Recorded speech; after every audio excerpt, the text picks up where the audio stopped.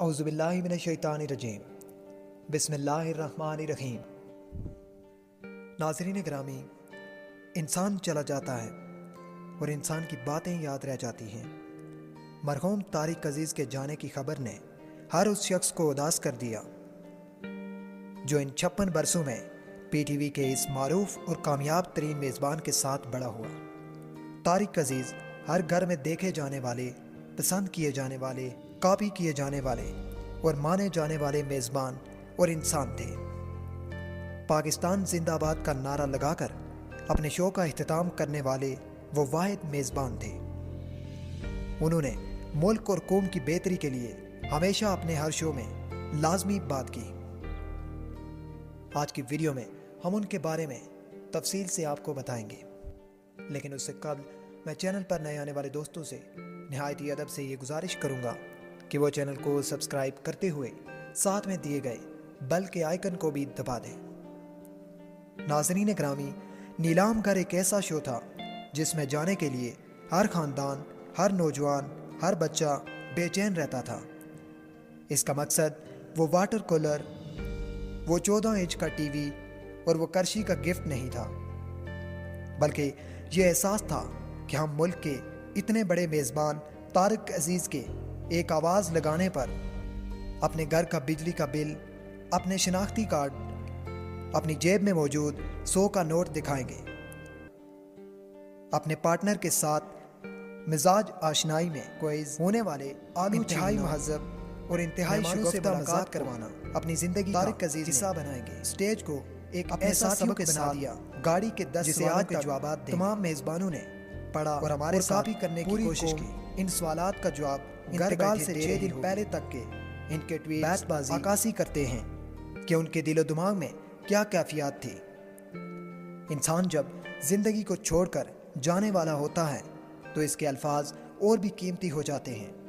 6 دن پہلے انہوں نے اپنے ٹویٹر پیغام میں لکھا، 1965 والا جذبہ پیدا کرنے کی ضرورت ہے، جب مجھ سمیت میڈم نور جہان، امان اللہ مرحوم اور دیگر ٹی وی اور ریڈیو کے عظیم دوستوں نے جنگی نشریات کی۔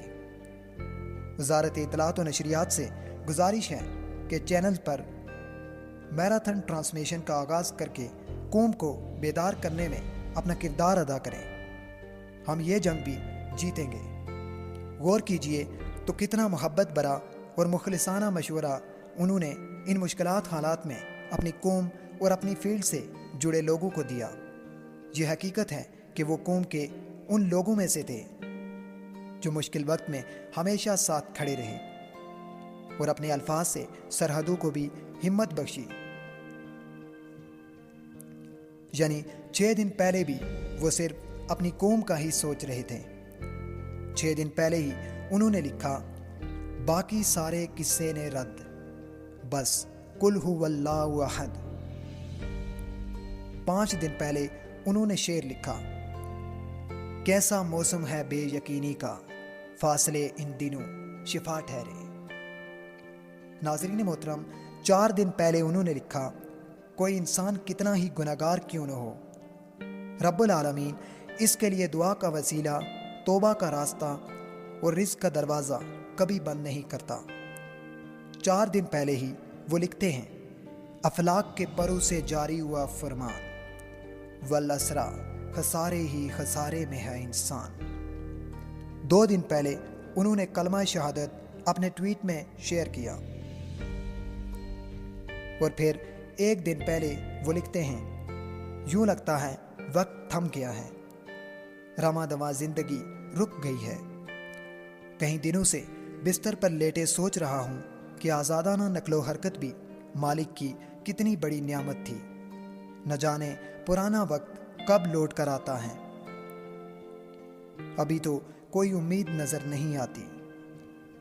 پھر شعر بھی لکھا، جوں جوں زور جوانی کیتا، مالک بنیا گردا، جوں جوں زور بڑھاپے کیتا، کتا بنیا گردا۔ کچھ گھنٹے قبل ان کا آخری پیغام آیت الکرسی کی آیات تھی۔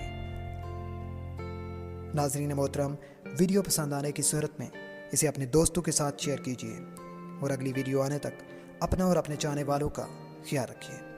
اللہ نگہبان۔